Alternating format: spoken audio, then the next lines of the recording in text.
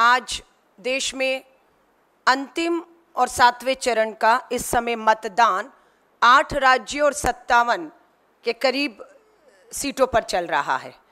इसी के साथ एक बड़ी घटना और जानकारी हमारे बीच में आई है कि कर्नाटक के हासन से सांसद प्रज्वल रेवन्ना को कर्नाटक सरकार द्वारा गठित एसआईटी द्वारा जो है वो गिरफ्तार कर लिया गया है। और ये काम एसआईटी द्वारा गठित महिला पुलिस की एक टोली, एक टीम ने किया है। हम उसके लिए कर्नाटक सरकार को बधाई देते हैं। दुख की बात है कि प्रधानमंत्री जी बेटी बचाओ का नारा देते रहे, लेकिन अपनी कुर्सी बचाने के तहत 7 चरण का चुनाव आज मतदान हो रहा है, लेकिन प्रज्वल रेवन्ना मास रेपिस्ट पर अपनी चुप्पी अभी तक उन्होंने नहीं तोड़ी। ये दिखाता है कि प्रधानमंत्री जी को बेटियों की, उनको न्याय दिलाने की कतई भी चिंता नहीं, मात्र अपनी कुर्सी बचाने की चिंता रही। मैं आपको लेटर दिखा रही हूं। कर्नाटक के मुख्यमंत्री सिद्धारमैया जी ने 1 मई को प्रधानमंत्री नरेंद्र मोदी जी को पत्र लिखा, 1 मई को, कि प्रज्वल रेवन्ना देश छोड़कर भाग गया है। ये कैसे हुआ? हम चाहते हैं कि कर्नाटक सरकार की मदद की जाए और प्रज्वल रेवन्ना के मामले को जर्मनी सरकार से केंद्र सरकार बात करके वापस लाने की बात कहे।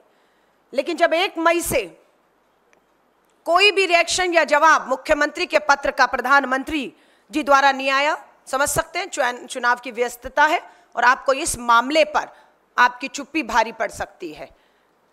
22 मई को 21 दिन के बाद कर्नाटक के मुख्यमंत्री सिद्धारमैया जी ने दोबारा एक पत्र प्रधानमंत्री नरेंद्र मोदी जी को लिखा 21 दिन के बाद कि आपके तरफ से किसी तरह का कोई सहयोग, मदद या हमने जो आपसे मांग की उस पत्र का कोई भी जवाब नहीं आ रहा है। यह दिखाता है कि प्रधानमंत्री नरेंद्र मोदी जी की कितनी गंभीरता इस मामले को लेकर थी, यह साफ दिखता रहा। श्री राहुल गांधी जी का 2 मई को किया गया इस ट्वीट, जो रेवन्ना ने किया वो सेक्स स्कैंडल नहीं, मास रेप है। कर्नाटक में स्टेट से प्रधानमंत्री उस मास रेपिस्ट का समर्थन कर रहे थे जी, उसके लिए वोट मांग रहे थे। इसकी तस्वीरें मैं दोबारा से जाहिर करूंगी। नरेंद्र मोदी, अमित शाह और बीजेपी के हर नेता को इस पाप के लिए देश की हर महिला से हाथ जोड़, सर झुका माफी मांगनी चाहिए। ये मांग श्री राहुल गांधी जी की ने, ये मांग आधी आबादी की थी, जिसे आवाज देने का काम श्री राहुल गांधी जी ने किया। मास रेपिस्ट को हिंदुस्तान से भागने देंगे, ये है मोदी की गारंटी।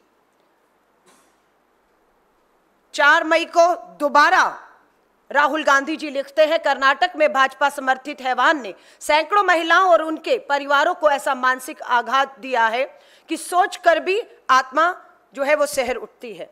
मैं आपकी पीड़ा और वेदना को समझता हूं और भयंकर अत्याचार के खिलाफ न्याय की लड़ाई में आपके साथ खड़ा हूं, ये राहुल गांधी जी पीड़िताओं से कह रहे हैं। लेकिन प्रधानमंत्री जी ने एक शब्द नहीं कहा कि वो इन सबके साथ न्याय करेंगे। चुनावी शोर के बीच आपके साहस और संघर्ष को हम दबने नहीं देंगे। कि 7 चरण का चुनाव है, शोर शराबा है, मीडिया इस मामले को नहीं दिखाया, लेकिन भारतीय राष्ट्रीय महिला कांग्रेस ने अपने शीर्ष नेतृत्व के कहने पर पूरे देश में आंदोलन किया। प्रधानमंत्री जी जहां जहां गए उनके पीछा किया, काले झंडे दिखाए, उन्हें मजबूर किया अपनी चुप्पी तोड़े। पर दुख और चिंता की बात है कि 7वें चरण के मतदान तक प्रधानमंत्री जी अपनी चुप्पी नहीं तोड़ते। राहुल गांधी जी तक ने पीड़िताओं को न्याय दिलाने के लिए लिखा है कि मैंने कर्नाटक के मुख्यमंत्री को पत्र लिखकर उस हैवान के लिए कड़ी से कड़ी सजा सुनिश्चित करने और पीड़ित परिवारों को हर संभव सहायता मुहैया करवाने का आग्रह किया है, जिसे स्वीकार भी कर लिया गया और जो नतीजे के तौर पर आपके हमारे सबके सामने है। मैं हर पीड़िता और उसके परिवार को विश्वास दिलाता हूं, आज आपका संघर्ष कल एक ऐसा देश बनाएगा जहां किसी महिला के सम्मान से खिलवाड़ करने की सोच पर भी प्रज्वल रेवन्ना जैसे मास रेपिस्ट हैवानों की रूह कांप जाएगी। ये सोच सत्ता में आने के बाद कांग्रेस के एक नेता की है कि बख्शे नहीं जाएंगे। 4 मई को कर्नाटक में महिलाओं के साथ हुई अपराध पर भी नरेंद्र मोदी ने हमेशा की तरह शर्मनाक चुप्पी साधी हुई है, जो अभी तक जारी है 7वें चरण तक। प्रधानमंत्री को जवाब देना होगा सब कुछ, ये बहुत महत्वपूर्ण है। सब कुछ जानकर भी सिर्फ वोटों के लिए उन्होंने सैकड़ों बेटियों का शोषण करने वाले हैवान का प्रचार क्यों किया? ये सबसे बड़ा सवाल उठता है कि क्या प्रधानमंत्री जी मजबूरी थी? ये पोस्टर जग जाहिर है जो राहुल गांधी जी सवाल उठा रहे हैं। ये है प्रज्वल रेवन्ना, बीच में पूर्व प्रधानमंत्री एचडी देवेगौड़ा जी, और उसी मंच पर प्रज्वल रेवन्ना के लिए कर्नाटक की हासन लोकसभा सीट पर वोट मांगते हुए नीले कोट में दिख रहे हैं देश के प्रधानमंत्री नरेंद्र मोदी जी। आप इंकार नहीं कर सकते कि आप प्रज्वल रेवन्ना या उसके द्वारा किए गए कांड को नहीं जानते थे। ये पोस्टर देखिए, इसमें भी कहते हैं प्रधानमंत्री जी हार से हताश निराश होके कि मुझे गुस्सा आया तो 7 पीढ़ियों की पोल खोल दूंगा। यहां कितनी पीढ़ियां हैं? यहां कितनी पीढ़ियां हैं? पहली पीढ़ी एचडी देवेगौड़ा जी, दूसरी पीढ़ी उनके बेटे मुख्यमंत्री जो रहे, तीसरी पीढ़ी है 1 2 3, ये पिता है एचडी रेवन्ना, किसके? मास रेपिस्ट प्रज्वल रेवन्ना के पिता हैं। ये पीढ़ियां हैं, इन पीढ़ियों की पोल देश खोल रहा है और आप चुप हैं, धमकाते हैं कि अगर आपके खिलाफ बोला तो आप 7 पीढ़ियों की जो है वो पोल खोल कर रख देंगे। ये राहुल गांधी जी, सिद्धारमैया जी का पत्र प्रधानमंत्री जी तक पहुंचा नहीं पहुंचा, पर राहुल गांधी जी ने दोबारा से सिद्धारमैया जी द्वारा लिखे गए पत्र और किए गए ट्वीट प्रधानमंत्री मोदी जी को टैग करते हुए फिर लिखा, एक मास रेपिस्ट को आप क्यों बचा रहे हैं प्रधानमंत्री जी?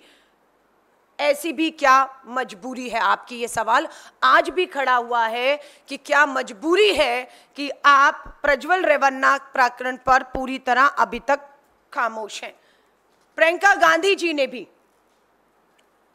29 अप्रैल को ट्वीट किया है और साफ कहा है, जिस नेता के कंधे पर हाथ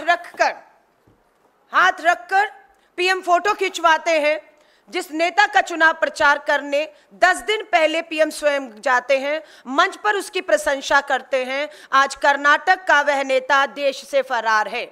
उसके जघन्य अपराधों के बारे में सुनकर ही दिल दहल जाता है। ये प्रियंका गांधी जी लिख रही हैं।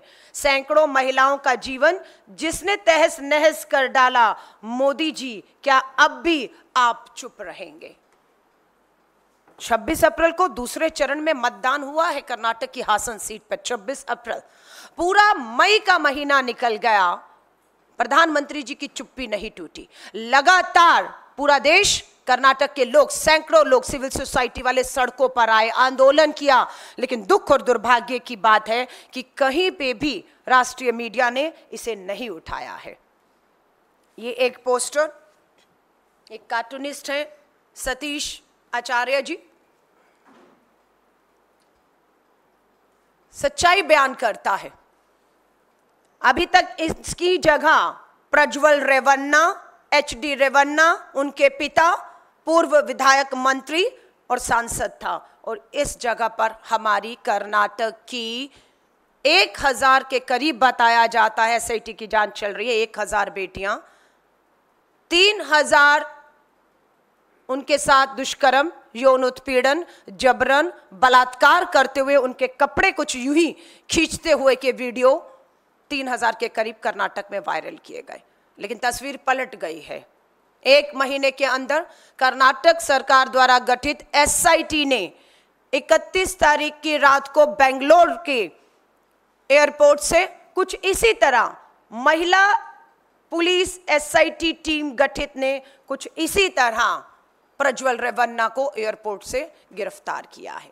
यह महिला सशक्तिकरण की एक तरफ अगर आप हमारी बेटियों को इस तरीके से अगर करेंगे तो पासा पलटा है कि हालात यहां तक अब न्याय मिले, ये हम सुनिश्चित करेंगे, क्योंकि सरकार अब हमारी है।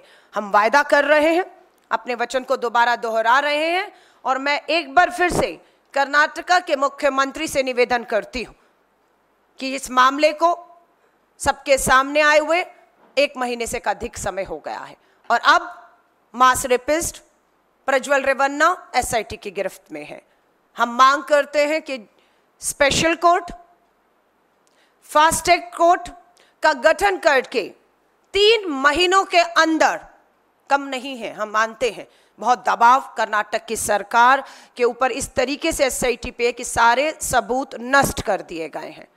प्रज्वल रेवन्ना की माताजी को भी एसआईटी ने नोटिस देकर पूछताछ में सहयोग और मदद करने को कहा है, क्योंकि ये सारा कर्मकांड पिता और बेटा कर रहे थे, 5 साल तक करते रहे, ऐसा नहीं है। प्रज्वल रेवन्ना के पूर्व ड्राइवर ने इस बात को अपने वीडियो के माध्यम से भी जारी किया है कि उसके ड्राइवर के पास इस तरह की सारी सूचना, जानकारी और उसके मोबाइल से कलेक्ट की गई सारी इस तरह की वीडियो उनके ड्राइवर ने भाजपा नेता हासन से जो है देवराज गौड़ा को सौंप दी थी। और देवराज गौड़ा बार बार अपनी प्रेस कॉन्फ्रेंस में कहते रहे कि प्रधानमंत्री जी, गृह मंत्री जी, नड्डा जी, सबको उन्होंने इन जो पेन ड्राइव में सीडी सबूत दे दिए थे, तब तक प्रज्वल रेवन्ना को समर्थन दें या उसके प्रचार में आने का फैसला नहीं हुआ था।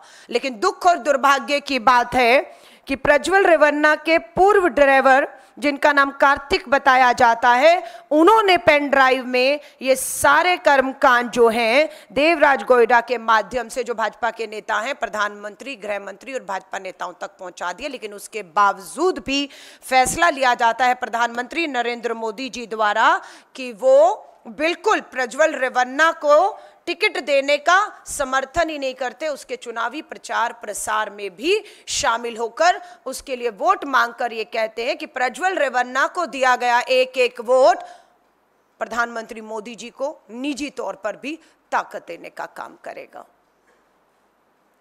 कर्नाटका हाईकोर्ट द्वारा प्रज्वल रेवन्ना की प्री बेल रद्द किए जाने से भी इस मामले को ताकत मिली है कि एसआईटी बिना समय गवाए, उसके लैंड करते ही, भारत और कर्नाटका की धरती बेंगलोर पर पहुंचते ही बिना समय गवाए उन्हें अरेस्ट कर लेती है। लेकिन आज मैं एक बार फिर कहूंगी, सबूतों के साथ छेड़खानी, गवाहों को डराना धमकाना, ये सब की संभावना पूरी तरह से बनी हुई है। इसलिए हम एक बार फिर से मांग करते हैं देश के प्रधानमंत्री से, उन हजारों बेटियों को विश्वास दिलाइए अपनी चुप्पी तोड़कर कि किसी तरह का भी सबूतों से या किसी भी तरह का सपोर्ट, समर्थन प्रज्वल रेवन्ना को इस पूरे मामले में कहीं से भी किसी भी तरह का नहीं मिलेगा और बेटियों के साथ न्याय होगा, ये हम मांग करते हैं।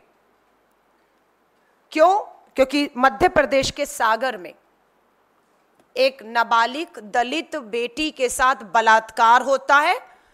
बेटी इस बात को कहते हुए और उन सभी भाजपा नेताओं के नाम लेते हुए वीडियो बेटी का, जो अब हमारे बीच में नहीं है, उसका सबके पास है।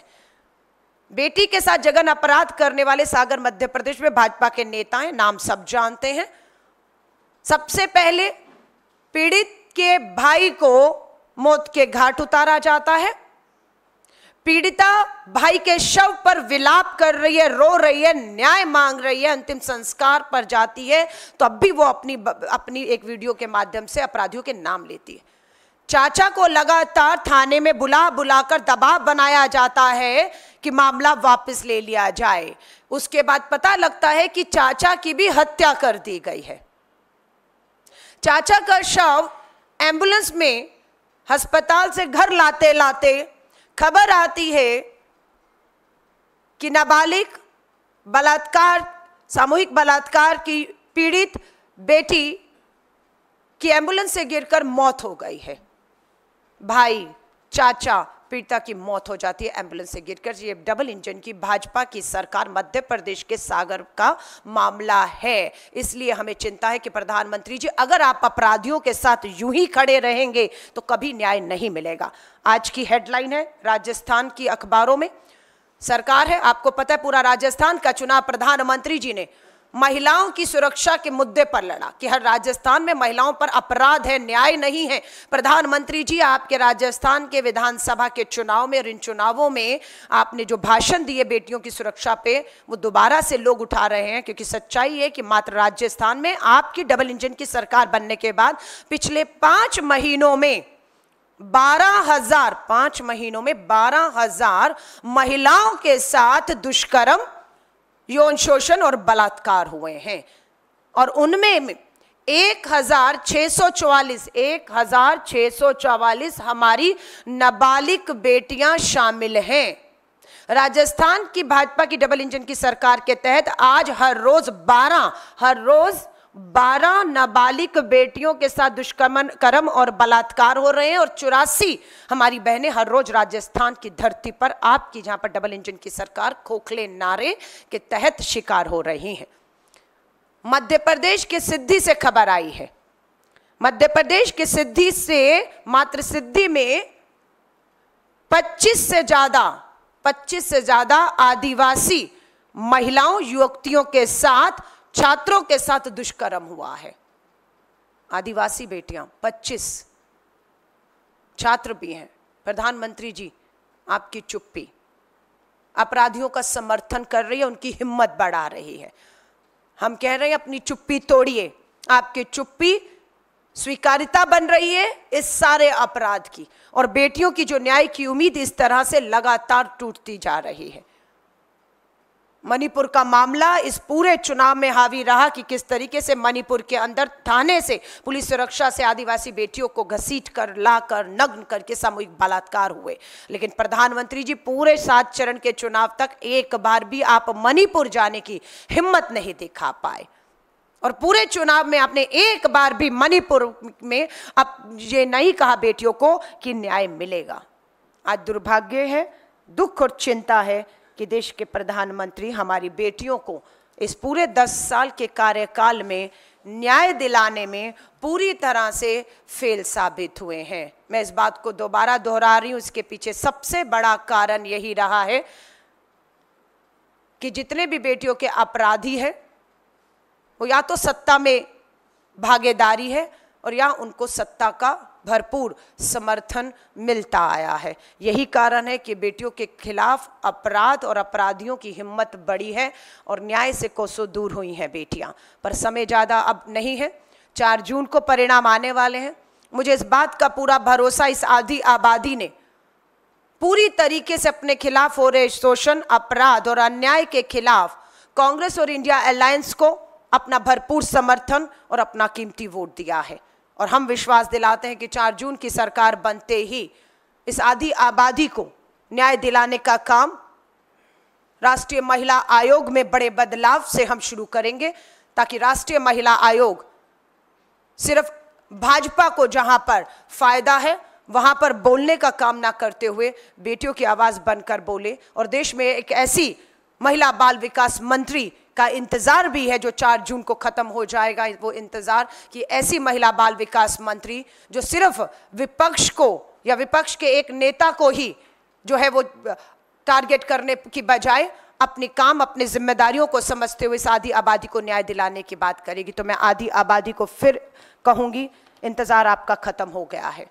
कर्नाटक की सरकार की SIT को भी हम धन्यवाद करते हैं कि उन्होंने बिल्कुल 1 महीने बिना समय गवाए सक्रियता के साथ काम किया और गिरफ्त में है प्रज्वल रेवन्ना, एक मास रेपिस्ट।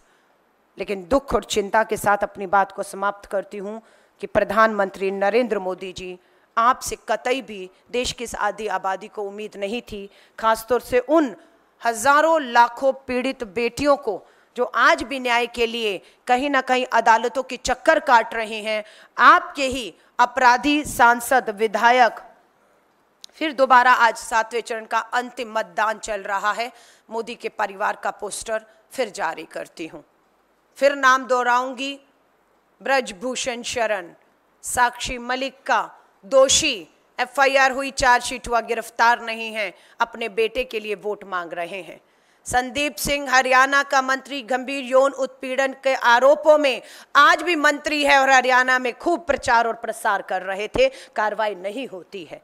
ये सारे प्रज्वल रेवन्ना के साथ तो प्रधानमंत्री जी आपकी खुद की तस्वीरें हैं, जिसे 1 महीने तक बचाने का काम, देश से भागने में, उसका पासपोर्ट जब्त ना करने में, उसे 1 महीने तक जर्मनी में सुरक्षित रखने का काम प्रधानमंत्री जी कोई और नहीं कर सकता। ये आप और आपकी सरकार ने किया, और उसके पीछे मात्र एक कारण था कि प्रज्वल रेवन्ना 7वें चरण के चुनाव तक वहीं रहे। अगर वो यहां आता, कार्रवाई होती, मीडिया की सुर्खियां बनती और शायद कोई पत्रकार साथी आपको कहीं पकड़कर आपसे प्रज्वल रेवन्ना पर सवाल कर बैठता। इसलिए आपने 1 महीने तक मदद की कि प्रज्वल रेवन्ना सुरक्षित तरीके से जर्मनी में रहे, और हर सबूत को मिटाने का, चाहे उसके मोबाइल से फोन है, चाहे कहीं पे भी कुछ भी सबूत थे, डराने धमकाने का काम वो 1 महीने तक होता रहा, जिसको समय रहते पूरी उम्मीद है एसआईटी उसका खुलासा जरूर करेगी। और ये एक मामला होगा जो देश के सामने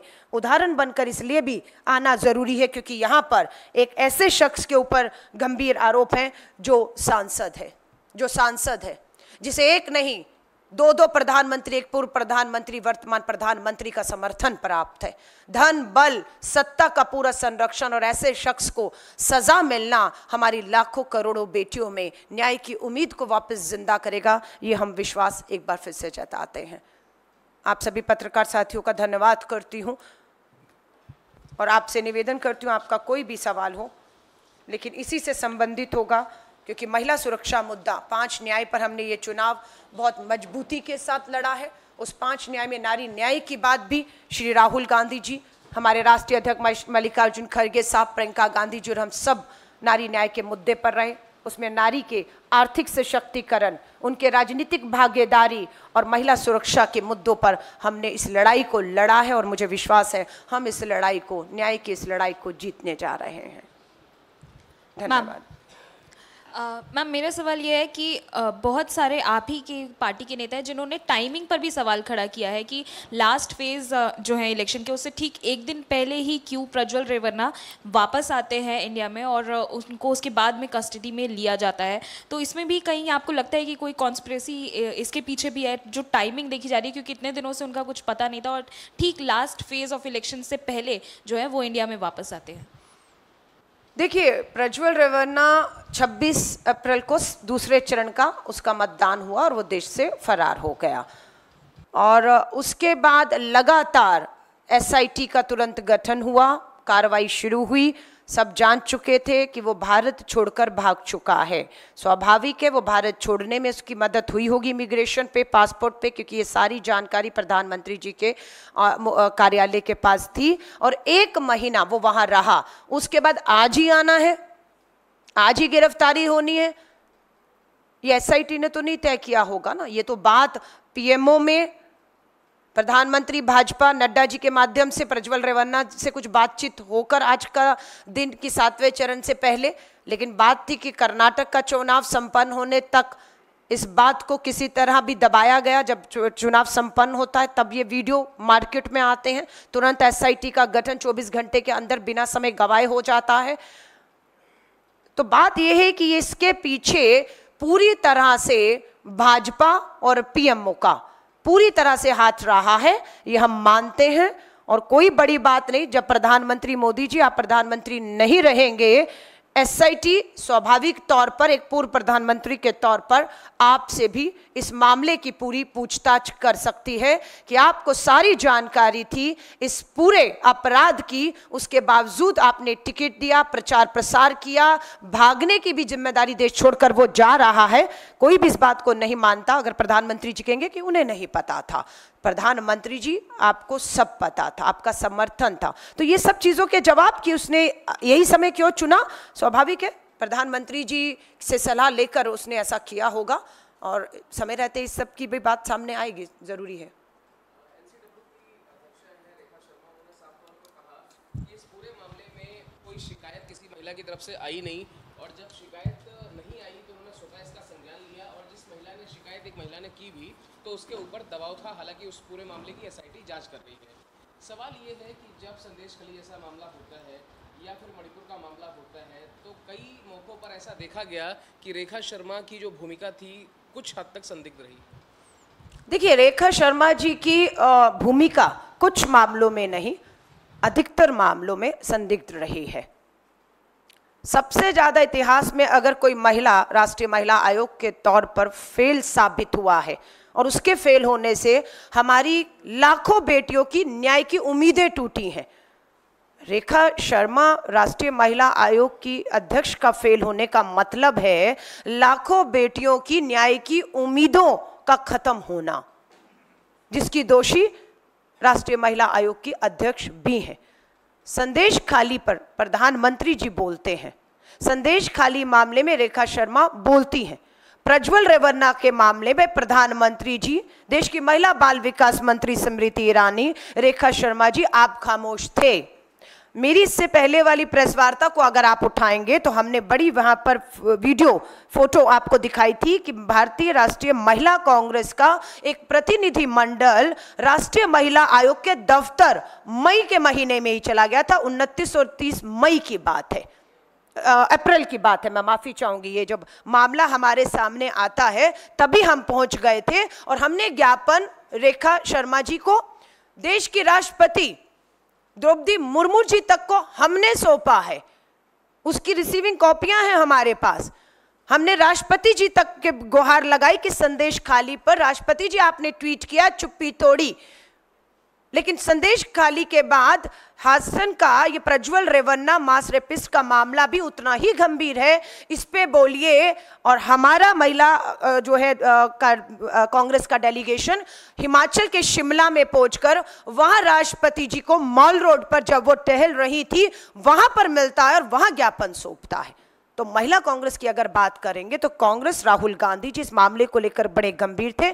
हमें भी उसे बहुत गंभीरता से लेने को कहा, जिसके तहत हमने चाहे हिमाचल के शिमला में राष्ट्रपति जी को ज्ञापन सौंपने की बात हो, राष्ट्रीय महिला आयोग के दफ्तर जाकर ज्ञापन सौंपने की बात हो, या हमारे मुख्यमंत्री द्वारा लगातार प्रधानमंत्री जी को लिखने की बात हो, या हमारे नेता राहुल गांधी जी द्वारा मुख्यमंत्री कर्नाटक को लिखने की बात हो, और SIT की भूमिका हो।